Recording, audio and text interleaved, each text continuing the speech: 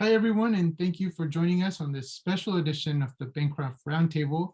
It's a great pleasure to have you all. For those of you who are new to the Roundtable, just want to kind of give a quick background. This is our space for to showcase the work that both our staff members and also any of our faculty, students, independent researchers who come to the Bancroft Library to use our material can use it as a form to disseminate their work. Sometimes that could be a graduate student presenting a paper for which they were awarded a prize, or sometimes publications. Today we have the honor of speaking with the co-editors of a new work that wasn't, because of the pandemic, was not something that was able to be done at Bancroft, but something that we were able to contribute because a lot of our work is in here. And this is, sorry about that, it's Graphic in Transit, the work of Sergio Sánchez Santamaría. Sergio is joining us today from Mexico, as well as three other speakers, two of the co-editors, and Raúl Ferreira Balanquet from the Center for Afrofuturist Studies at Iowa City. He is the author of works on contemporary art and the cultural and pedagogical practices of the Greater Mexico. Miguel Rojas Sotelo from Duke University, curator, visual artist, and author on contemporary art. He was most recently awarded the Colombian Ministry of Culture's National Prize in Art and Essay Criticism. And Rafael Osuba, who is the artistic director of the Artist Studio Project, or ASP Books, who published this wonderful work on Sergio's art. I was first made aware of the publication when I was contacted by Miguel for copyright and permission. But we don't own copyright to Sergio's work. Sergio's still here with us, so Sergio owns that copyright. But it was good to sort of get in touch and be able to learn that that this was in the works, that this was going to be a wonderful project, and it is. I mean, if you get a chance to see it, you can still order it through ASP Books. Please do. It's a really wonderful work. It also comes with one of Sergio's prints, and again, sorry for that background thing, but yeah, it's this beautiful print that comes from Sergio. So a little added price to what you get. I wanted to share my screen here and talk a little bit about what we have at Bancroft on this. Let me see if I can do that. You'll see my, well, not my calendar. Hold on one second. All right.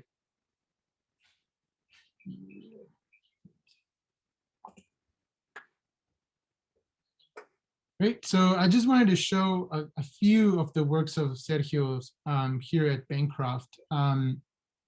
We have been collecting his work since the previous curator, Teresa Salazar, began to collect his work, and I think Sergio and Teresa have gotten to know each other over the years.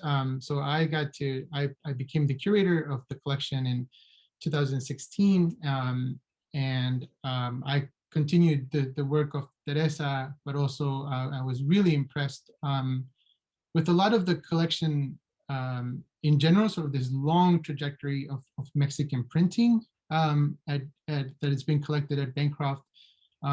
We have a very substantial collection of Taller de Gráfica Popular, for example, some of Posada's earlier work, and really, I mean, when we look at Mexican printing, there's stuff that dates back to the beginning of printing in the Americas, right? The 1530s, Mexico had the first printing press, and it really was sort of the place where printing in Mexico has just taken off. And I think Sergio's work is really just that wonderful continuation of that long history. So this is I always sort of show this work from the Viernes en la Región de Cuautla. This is perhaps my favorite of all the prints within that book. Is this Sexto Viernes of Tlayacapan, one, because I think it's Sergio's home, but also just the print itself is just this very beautiful Virgen in Tlayacapan, La Virgen de Dolores in Tlayacapan, on that, which naturally falls on the 6th and last Friday of Lent before Holy Week. We have also acquired some of his sort of more contemporary work that deals with more contemporary analysis of Mexican of events that are happening in Mexico now. So on here we have two, just a scratch board and a print. Yes, the item here titled the new national emblem, or the Nuevo Escudo Mexicano, right? Where the ego doesn't always win, and I think that that's a very powerful image of what how we can sort of see modern Mexico, how we can understand modern Mexico. And the second, sort of very related, is this critique of the repression of protests, of peaceful protests that have happened for sadly a very long tradition of peaceful protests that have been disrupted by the government, but they've certainly become more and more common in Mexico City. His books are sort of there's not a formula, because Sergio's work is so varied, but I think they do have these beautiful covers, usually just in black and red, which again dates back to indigenous Mexico and their printing in black and red. And they always have these beautiful covers, and the colophon is always an extra little piece from Sergio as well, that I really come to enjoy. This is one of the most recent ones that we got. I think I actually was able to acquire this this book on the printers of Mexico and in Mexico by Sergio, just as we were shutting down for the pandemic. So, and of course, it includes these wonderful portraits of the major printers that we've come to know in Mexico, all of whom Sergio credits as being, people who have influenced his own work, including, probably the two most famous, Jose Guadalupe Posada and Alberto Beltran. One of the beauties of acquiring one of Sergio's works for institutions is that you also get the block that he used to print the material. So we were lucky enough, I'm always late for some reason when I get these, to get the one that I really, really, really want. This time I was lucky. This time I was able to get the Posada block. And so that was a real pride to just be able to be the first one, because I know that there's, a pecking order that as soon as we see the offer come through, we have to act, or else we'll get something. But it's always something beautiful. So whoever whoever it would have been, it's still been a great print. And this is another very recent acquisition of that we have. This is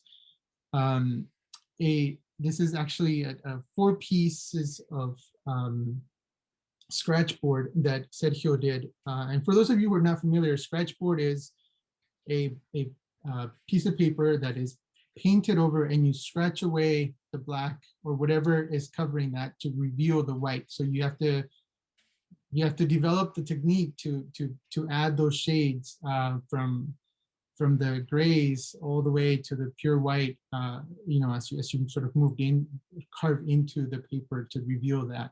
So it is, Sergio has given in his Instagram account, has given sort of brief little classes on this, but also with the Mexican Center in Santana, he did a couple of classes on how he comes to that process. These are 4 pieces that were meant to be a sketch that he provided in a contest for a mural project that was going to happen, that sadly was not realized, but it was supposed to be, I think, 50 by 100 meters long, so a very gigantic piece that was going to be put up. And this is what he submitted in the contest. I have no doubt that had the contest come through, he would have been picked, just because it is this fantastic work that details sort of, Zapata's um, uh, Zapata himself, the history behind our understanding of the revolution, but also the day that he marches into that hacienda in Chinameca where he is murdered. Let's just, because that's what happened. And then yeah, here are two more just detailed photos that these are mine. So I apologize to Sergio for not having the best photos. These I took when it first arrived at Bancroft, and I put them together. But yeah, these are just fantastic representations of the whole work. And that's really, I just wanted to give because I want us to be able to talk about the book, but I also just wanted to show some of the work that we have available at Bancroft so that anyone who's wanting to come and see the work, we are already in the reopening phase. So please get in touch if you need to come see any of the material and use that material to learn and to also learn about Sergio's work. So with that, I will turn it over. I really don't, there's no really a list. So whoever wants to go first, please go ahead. Okay, thank you very much. Muchas gracias, Adrián, for the invitation, and thank you very much for all of you that are joining us here in this important series. We are very happy to share the work of Sergio Sánchez Santamaría, who has been identified by your institution, major institution in the United States, as a very important Mexican artist. But first of all, I wanted to acknowledge that I'm speaking from an ancestral territory, in the Hawaii, Saponi, Tuscaroras, Hawaiian, Cherokee, Catawba peoples in North Carolina. Why do I say this? It's because we have the fortune today of connecting many important territories of indigenous peoples across the land. That had suffered in a disproportionate way the forces of modernity. In that way, I want to welcome and say, bienvenido, Sergio Sánchez Santamaría, who is joining us from Tlayacapan, Morelos, the land of the Cochimilcas, the Nahuals that fall under Cortés after fighting for decades, 20 plus years until they fall in 1539, as well as Raúl Ferreira Balanquet joining us from the Maya epicenter of Mérida in the Yucatan Peninsula in Mexico. All these lands that were then transformed by plantation economies, where the African slaves had also rooted and enriched their lives and practices through the centuries. Their ways of life are still not registered. And I also want to welcome the co-editor of this volume, Graphic in Transit, Rafael Osuba, a Puerto Rican, Boricua, Taino cultural warrior that is here to present Graphic in Transit. I'm pretty sure you know more or less the history of the Taller de Gráfica Popular. We don't want to get into it, but we want to say that somehow Sergio, yes, represents this heritage, a long heritage in which artists from 4 generations in Mexico took on depicting the realities of their peoples. El Taller de Gráfica Popular was a big success, not only because it was working in a situated manner, in a journalistic and multi-ethnic way in Mexico in the 1930s, 40s, 50s, 60s, and because it, of course, built on the tradition of José Guadalupe Posada and his calaveras during the Mexican Revolution. But because also was an international group of people. I mean, they were connected across lands. They had great relationships with artists in Chicago, for example, as one epicenter of workers' movements, and also the Chicano, the big migration that parallel to the big African American migration to the north, the first migration of Latinos, workers of braceros, took place. Then we had this encounter right in Chicago in which this graphic artist start to cross-pollinate. And many artists from Chicago went to Mexico to work for in the Taller de Gráfica Popular. And among them is Elizabeth Catlett, that has a special chapter in this book in which Raúl Ferreira Balanquet does this conversation between the work of Elizabeth Catlett and Sergio Sánchez Santamaría, connecting two worlds, two historical moments, two geographies, and finding that we are very similar.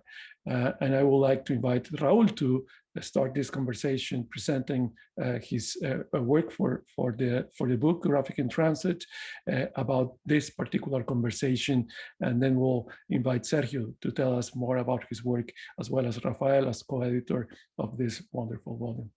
Raúl.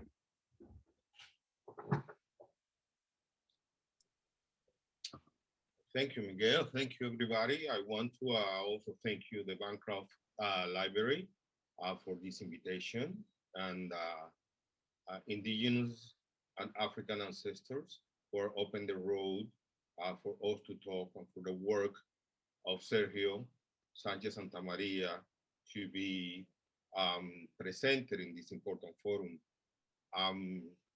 I do not have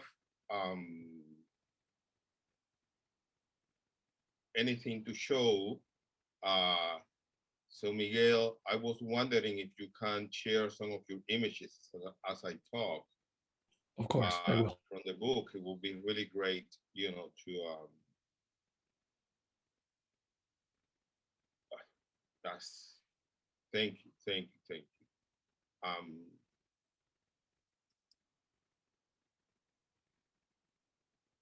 Okay.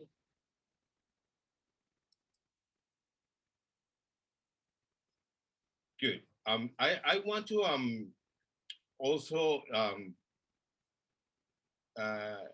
really thank the spirit, the ancestral spirit of Elizabeth Catlett, because in many ways she opened the door to this interesting research that I developed, and the conversation that I had with the work of Sergio Sánchez Santamaría.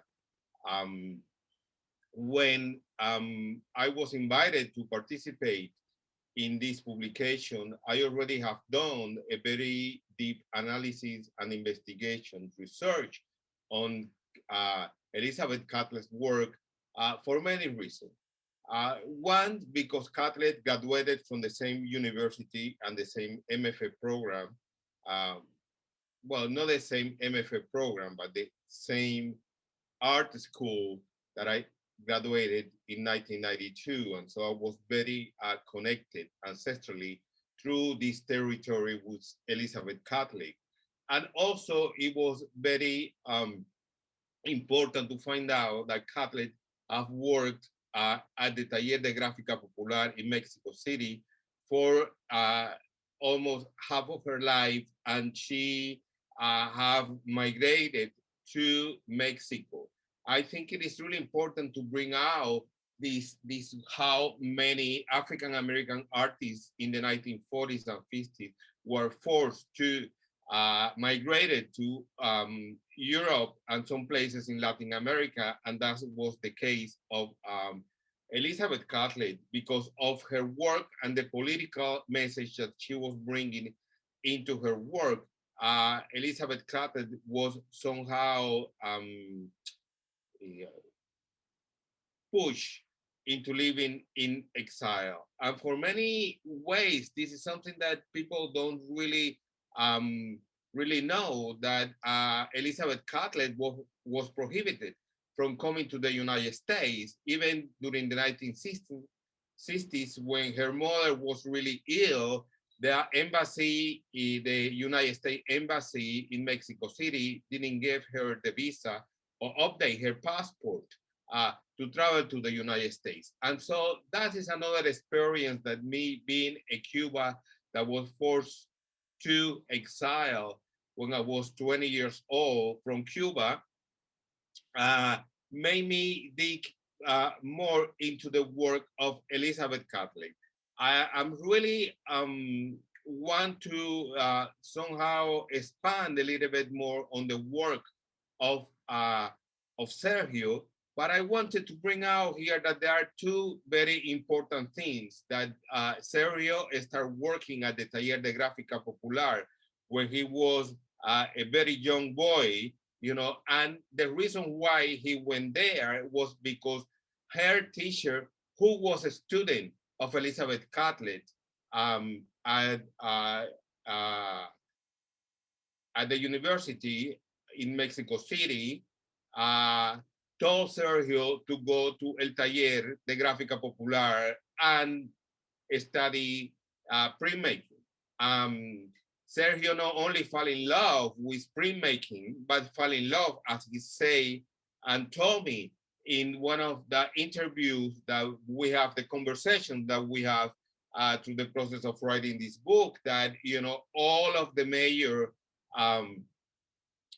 Mexican printmakers that belong to the Taller de Gráfica Popular came down, and he saw not only all of them, but he had the opportunity to see all the work that was being produced, that have been produced through all the years and were archived at the Taller de Gráfica Popular.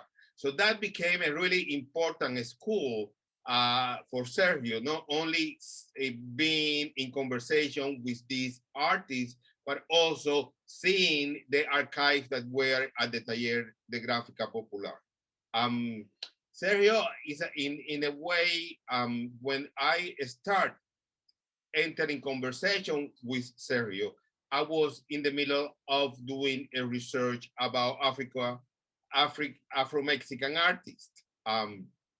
In a lot of way, this is a convoluted, complex history, because even though Mexico had one of the first Afro descendant presidents in the 1800s, and it wasn't until 2017 that the Mexican Constitution acknowledged the presence of Afro-Mexican as an important part of the national identity. They were not recognized, and in many ways, on many levels, the African communities, the African Mexican communities couldn't have access even to simple social services because they were not recognized.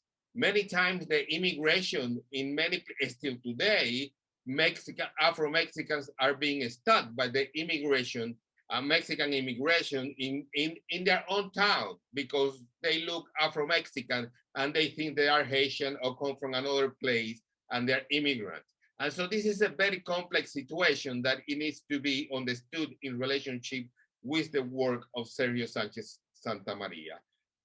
When Sergio and I started having this interesting conversation, one of the things that caught my attention was that we engaged in a very serious conversation about the casta paintings from the 1600s, trying to figure out a way to discuss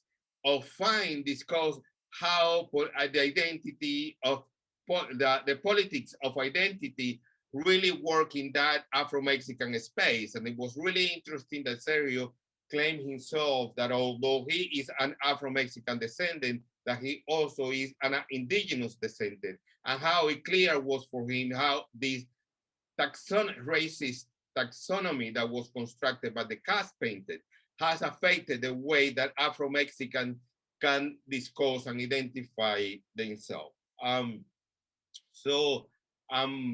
What is really also interesting about Sergio, like in this work that we think with right now in the screen, is that how Sergio, in a very interesting way, not only connect with the African diaspora, but also connect with the African American civil rights struggle. The feast, many of us may remember that in 1968, at the Olympics in Mexico City, two of the Black athletes, when they were listening to the national anthem, they bring down their Black fist as a protest of what was happening to the African Americans in the United States. We all recognize even today that the injustice that African Americans and Afro-Latinos in the United States and Latinos still experience with racism is something that it doesn't change, as we have seen in the many police killing that we are becoming aware of today in the news. I wanted also to talk a little bit about this image itself in their aesthetic construction, because in a very interesting way, would you please go back to the feast? Okay. Gracias. Gracias, Miguel. Because this is a really interesting and complex piece. Sergio have a way in which the combination of temporal, historical temporalities take place in ways that I bring this metaphor maybe because I'm, you know, an indigenous Caribbean who is cousin of the Mayans, and so I have this understanding of time creating these two wheels, making a combination of different temporalities. And we can see here how in the lower level of this print, there is a certain temporality that being expressed, and at the same time, in this temporality, there is another, a very interesting way of using the space and the dimension and the fugacity of certain perspective point that it doesn't somehow translate into what happened at the upper level of the print. And this is a way also in which, in a very, from my point of view, in a very decolonial way, Sergio is being able to break from the Cartesian and the Renaissance perspective that dominate and continues dominating what the visual representation in Western culture. And this is really, really, really important. And I want to end up here, so can open the space for, we can talk about this maybe later on about the machetes and the visual representation of in Sergio's work, but I wanted to give my my space to Sergio now. Thank you so much, Rafael. And yes, let's of course bring Sergio. Hola, Sergio. Let's remember that the legacy of the TPG is in dispute, right? It has been historicized. That means that what the artists of the TPG have done has been put in the past, but is also alive today. And we are saying that Sergio Sánchez Santamaría is not only one of the most important graphic artists of Mexico, maybe is the most important, but he is the rightful heir of the TPG. He has been advancing its practice, its reach, and rising to a level of mastery only compared to the other big masters of the TPG. The question that we are trying to discuss in this book, Graphic in Transit, is how to walk on the steps of people like Jose Guadalupe Posada, or Leopoldo Méndez, or Paulo Higgins, or Messiac, or the same Elizabeth Catlett, artists that have become known worldwide for their commitment to justice, social equality, and human rights, right? That's our question to Sergio. Sergio, ¿cómo estás?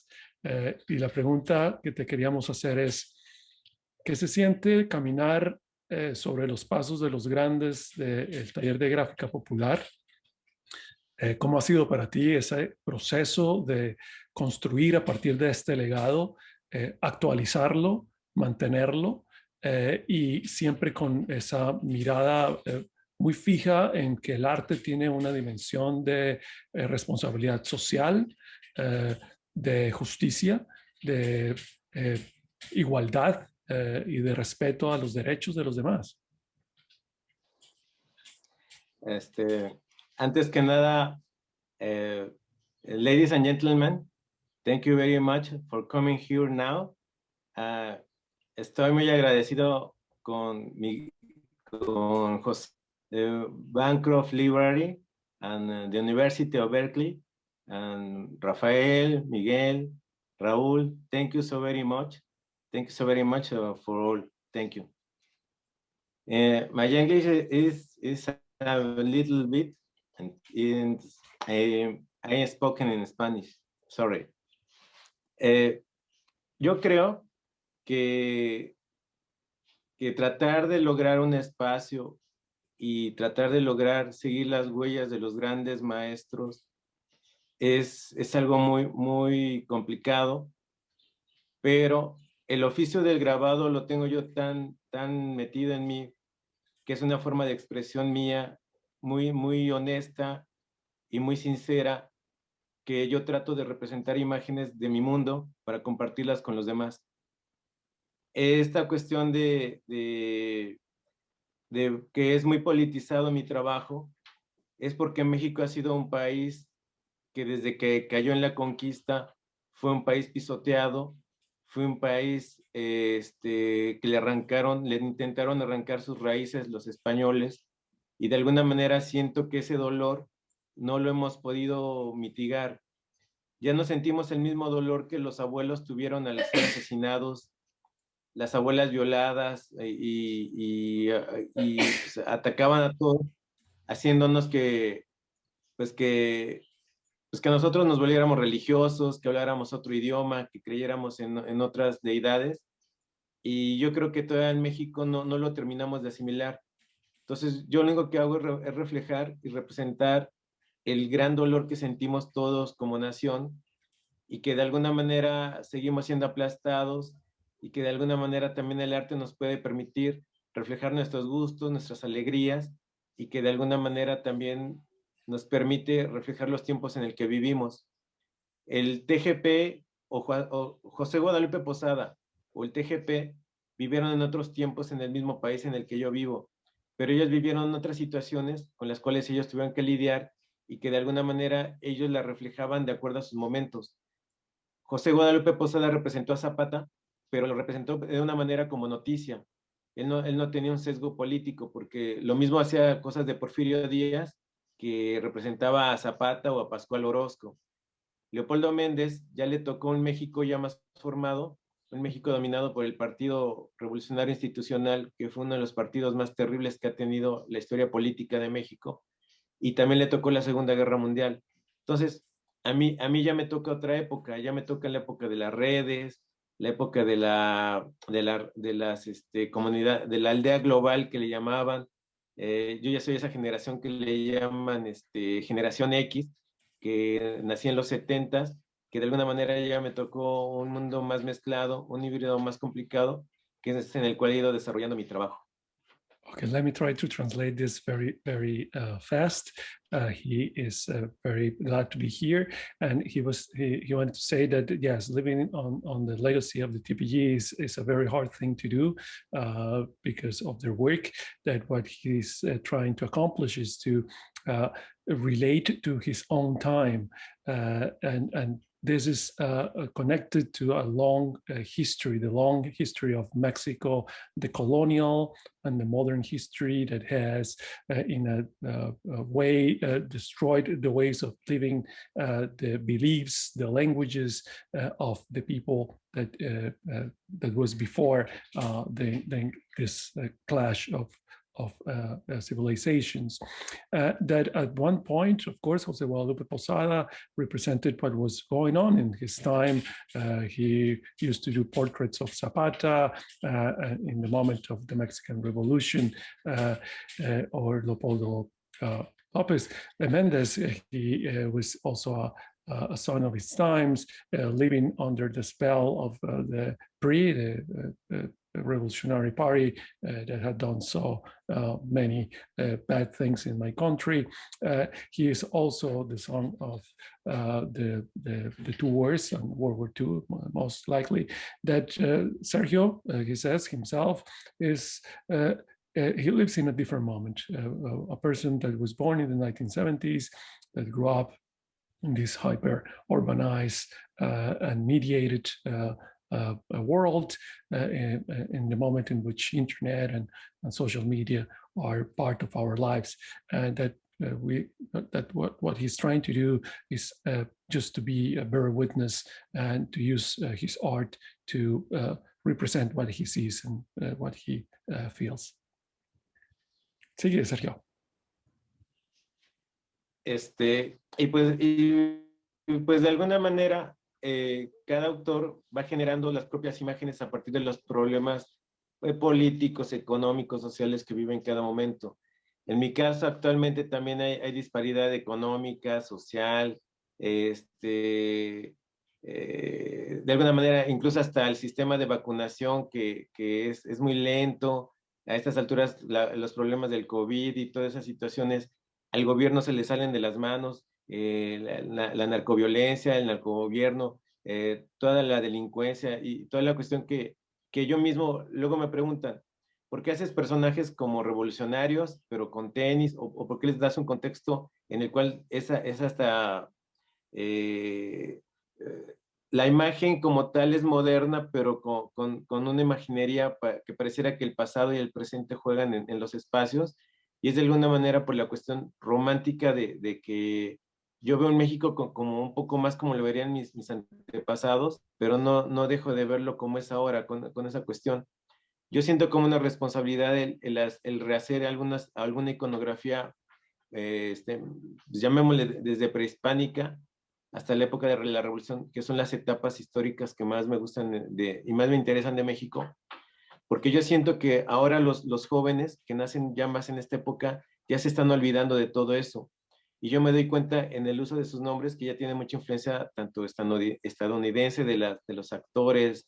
Ya los niños se llaman Brian, Brandon, Ian, y ya comienzan a aprender los nombres incluso hasta religiosos, ¿no? Que tampoco son muy mexicas, pero de alguna manera pues tenga una identidad, ¿no? O sea, como crecimos con la conquista, pues los nombres, llamémosle que vienen en la Biblia, pues son los nombres que dominan, pero ya a estas alturas ya se están borrando. Entonces siento que se están olvidando muchas cosas del México pasado, y eso considero que es muy peligroso, porque si no sabemos de dónde venimos, muchísimo menos vamos a saber dónde vamos, y somos presas muy fáciles pues de los gobiernos tan despiadados que nos ha tocado vivir en México. Oh, he says that, of course, he is living in today's Mexico in the middle of economic crisis. People don't have enough to support their families. Vaccination is so slow. COVID has impacted really hard the country, but that he's most interested in trying to reconnect the new generations to this long temporalities, and in particular the pre-Hispanic times and the revolutionary moment that unfortunately are not well known by the new generations, and that by doing so, by reactualizing that legacy through his work, he's trying to bring some of the most important social issues of today. The idea of not forgetting history in order not to repeat it, because if you don't know where you're coming from, you don't know where you are going. He says that he experienced the erosion of traditional ways of living in Mexico. The fact that today the new children are named out of the names of famous American actors, Brandon or James, or that they used to be named out of religious names that actually is also passing, are just signs of how the popular culture somehow is not realizing that historical moments that are important in his work. And here we have a series of images that I always like to bring and to ask Sergio. These are part of a large series of nahuales, and in this case, these nahuales they have faces, and their faces are coyotes. Then I want to ask him about what a nahual is and why are they coyotes, and if this nahual, this being that lives in between worlds, can also help us to think about what is happening in a country that, as he says, is turning into a narco state. Sergio, quería preguntarte sobre esta serie, ya te he preguntado varias veces sobre, bueno, qué es el nahual y sobre tu representación de él utilizando una cara de coyote en un territorio, digamos, fronterizo y bueno, ¿qué querías contarnos con estas imágenes y esta serie? Alguna vez, querido Miguel, alguna vez hice una escultura de barro de un nahual, coyote, que es como una apropiación mía, pero los nahuales se pueden convertir en guajolotes, en gallos, en burros, en cerdos, en perros, pero de alguna manera yo siento que es más armónico ponerlo como un coyote, en el sentido que para mí es como es como un animal, es como una bestia que lejos de como los que mencionas o los que son muy famosos en la frontera, que son personas pues malas, personas que comercian con la vida de otros humanos. Para mí el coyote ha sido como un protector por varias situaciones un poco esotéricas. Entonces, de alguna manera, cuando yo hago un coyote, es como una representación como del hombre bestia, como del mito de que puede transmutarse en otro ser, pero sin perder la humanidad, pero tampoco dejar de ser una bestia. Entonces, de alguna manera, cuando juego con este personaje, yo lo transmuto en que no solamente es un personaje, porque los nahuales primordialmente eran como personajes malévolos, eran como brujos ya muy antiguos desde la época prehispánica que azoraban a la población, a la gente, ¿no? Pero de alguna manera el nahual que yo represento es un nahual como cotidiano. Una vez me puse a pensar junto con un antropólogo, un amigo mío me decía, oye Sergio, ¿por qué tantos guerreros águila, no? Y yo le dije, estos guerreros águila es como si yo ahorita me pusiera a dibujar pura policía, de esos que parecen hasta como Robocop, porque los guerreros águila eran como el brazo armado del imperio azteca. Entonces eran los verdugos, los asesinos, los que iban a matar, ¿no? Entonces, pero vistos 5 siglos después, los vemos muy estéticos, ¿no? Los guerreros jaguares, los guerreros águila, guerreros venado, o sea, eran distintos animales representados por estos guerreros, pero al final de cuentas eran como dibujar soldados en esta época. Entonces, como que pierde un poquito la significación de lo que son para volverse a tomar una cuestión como estética y que también nos remonta a que no todo es duro, ¿no? Entonces, de alguna manera, cuando hago estos nahuales, coyotes, perros, un juego, ¿no? De quitarle un poco de maldad para volverlos un poco más asequibles a que la gente también pues los entienda, porque parece increíble, pero mucha gente en México, actualmente jóvenes, no saben qué es un nahual. Yo luego tengo que platicar de qué se trata eso, porque en México ya estaban olvidando mucho esas cuestiones, ¿no? Un I poquito think. es eso. Great. He's saying that the nahual is a shapeshifter. And that in the traditions of Mexico, these nahuales, they transform into many animals, not only coyotes, but that at one point he associated this image of the coyote, not only because the coyote, what we know, right, what the image of these people that are helping or doing bad things in the border, but because it has a long tradition. And these traditions are connected to these shapeshifters, these shamans, these wise people in Mexican tradition that were able to consume plants and become animals. And in that way, that's why I also produce these images of a friend of mine, an anthropologist, was saying why I was so fascinated with these images of the warriors, right? The eagle warrior or the jaguar warrior that I use in my work. And I said, of course, aesthetically, these warriors are more, powerful, right? An eagle or a jaguar or, a snake. Those are powerful, but they represent the guardians of tradition. Why? Because it was the connection of the Aztecs and the Olmecs with nature, right? And nowadays, I mean, we don't have them. We have police that are repressing us. And these images of these warriors, like novel people, can bring us, you know, other stories. Muchas gracias, Sergio. Me gustaría invitar a Rafael Osuba y que nos contaras un poco sobre el proyecto del libro, cómo salió. You can share with us about the project of this book and how it came to be and the kind of work you're doing in Art Studio Project, publishing books. Well, first of all, let me say thank you to the Bancroft Library and to the University of California, Berkeley, for the invitation to come and share this wonderful book. It's a book that took roughly about 4 years to come to fruition. It's done with a lot of love. It's done with a lot of care. We've been very fortunate to have the collaboration of many individuals that have contributed to this wonderful book. And, you know, folks like Carlos Mesa, Miguel Rojas Sotelo, Raul, Jose Calle, Stephen Campbell, and Bill Fick.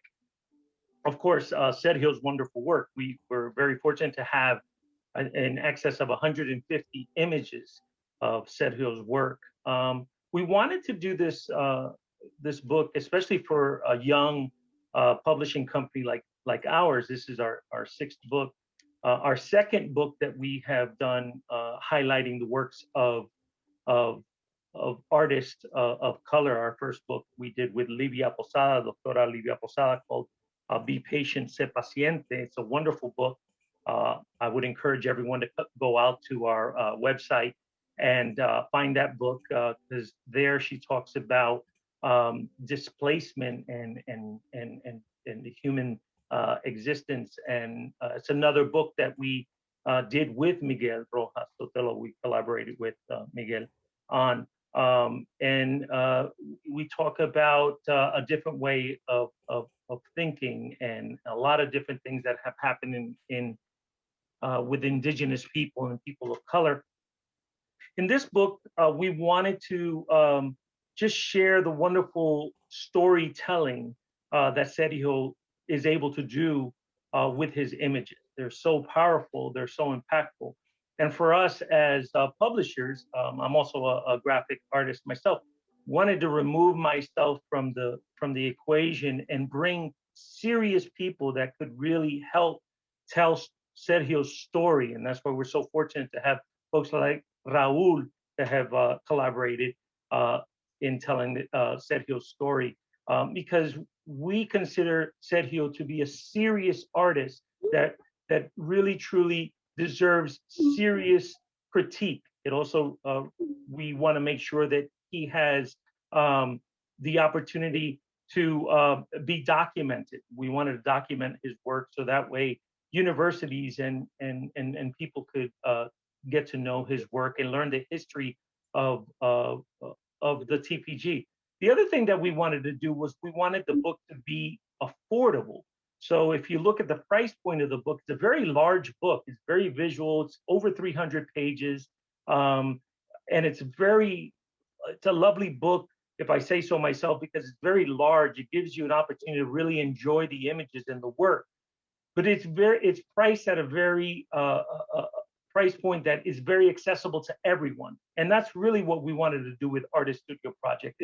What we do is to give everyone an opportunity to learn, have access to the arts, whether it be through the visual arts, whether it be through literature, film, theater, whatever we do. In this case, through our publishing company, we want to make sure that the books that we bring to the table are telling the stories of wonderful Latino people of color work and history. And for us, it was very important to be able to tell this story. I'm a huge fan of Sergio's work, And it did take a long time, took us 4 years. It was the project that didn't seem like it was ever going to get done. And I remember having long conversations with Sergio, telling him that we're working on it, but we wanted to do it right. And I think that in many ways we've done, Sergio, at least humbly, I think that I want to think that we have done a good work with this book. And I know that you will enjoy it as much as Miguel and I enjoyed putting it together. Actually now reduced, right? Because it's not coming with the special print of Sergio. Right. Right. So let me share that with you. We did a limited initial editor's print, which was, I believe there was 97 prints that came included for the first 97 folks that ordered the book. It was a special edition, and those have completely sold out. We're very fortunate. The book has been extremely well received, and we're very happy for that.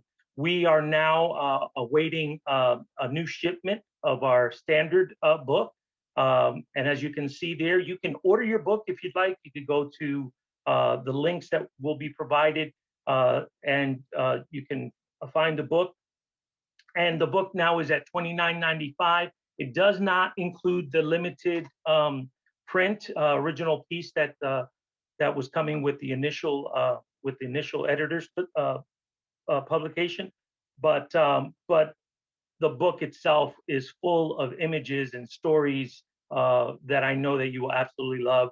And at that price point, it's very accessible, and we'll love to put it in your hands so you can enjoy it. It will ship out after the 10th of this coming month, but they are available, and we'll be getting those out. So I hope that you will order the book, because I know that you will enjoy it. Everyone that has had it, we've been very fortunate that we've gotten some really nice reviews on it.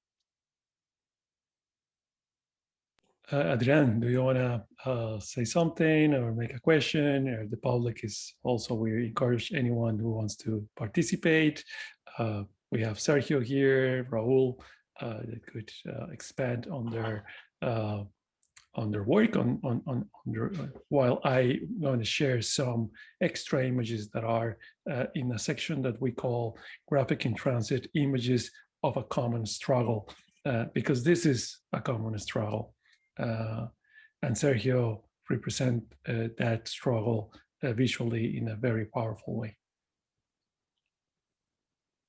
Yeah, no, I mean, thank you all for joining us and for speaking today about the work itself, but also just the importance of Sergio's work. I think it's just, you know, as a we can see it. There are so many angles to see. The historical aspect, I think, is very well documented. The sort of the being the heir of the Taller de Gráfica Popular and all those teachers are really you can really see that. You can see that influence, and I think that if you just kind of want to, you know, we do have a couple minutes if anybody has a question. If not, I would encourage you to, if you are on any of the social medias, Sergio is on Instagram. He often does a lot of little live videos where he continues to show his work. He really wants to get the work out to a broad audience. I think it really is important for him, and we can see it both in his discussion today, in the book itself, that he really is trying to reconnect with these, reconnect the generations now with this sort of what they are, who they are, at least for those who are learning about sort of their Mexicanidad, right? He's really trying to find that way to get them interested in this material. So, you know, do follow him if you he's, I think, Grabador 1976 on Instagram. So do look for him, and if there aren't any other questions, I think we normally end this at around 1, so it's we're coming right up to the time. Yes, I mean, there are so many other things we could talk about, Sergio. I mean, just the techniques themselves, right? We'll take an entire seminar to go over the way he uses the technique, and also develops new techniques, right? What Adrian was presenting us at the beginning, this scratch, right? And in that sense, we want to say one of the articles in the book is called "Scratching Through History," right?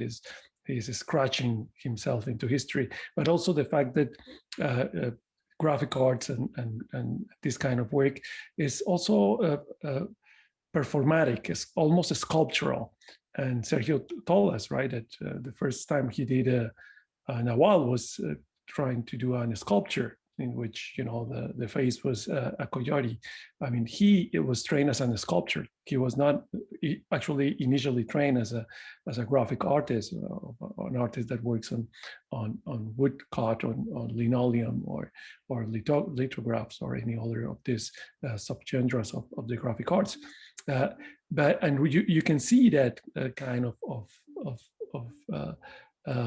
three-dimensional aspect of his work in each of his scratches or in his line cuts or in his drawings.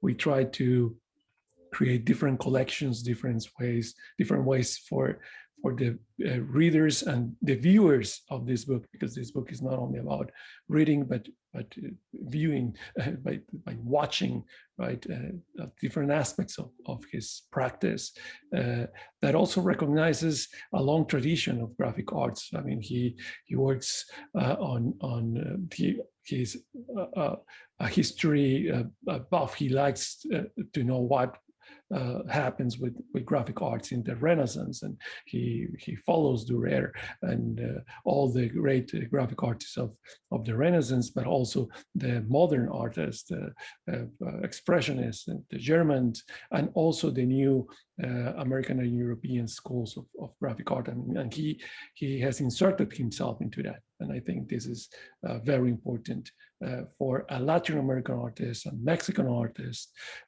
that is crossing borders. He's a border crosser. And what he does is a border crossing exercise that is performatic, full of power in the way he produces these images, and socially engaged, historically engaged, accurate in the way an artist can be of his time today in the world. Then, without any other remarks, Sergio, ¿quieres decir unas últimas palabras en español? Con eso nos despedimos. Pues muchas gracias por el apoyo que he recibido de todos ustedes. Gracias a la Universidad de Berkeley, a la Biblioteca Bancroft, y pues de alguna manera pues pedirles a los que no tengan el libro pues que lo adquieran. Es un intento valiente en este tiempo en donde pues hacer intentos para cambiar las cosas son intentos valientes y son rebeldes, y eso es lo que nos hace seguir avanzando a todos, ¿no? No nomás al arte, a todos. Así que un abrazo a todos y pues gracias por ser solidarios quienes ya lo tengan. Muchísimas gracias. Adiós, muchas gracias. Thank you once again. Muchísimas gracias. Thank you for coming, and we'll be in touch. Take care, everyone. Thank you, Adrian. Thank you, everybody. Have a great rest of the day. Ciao.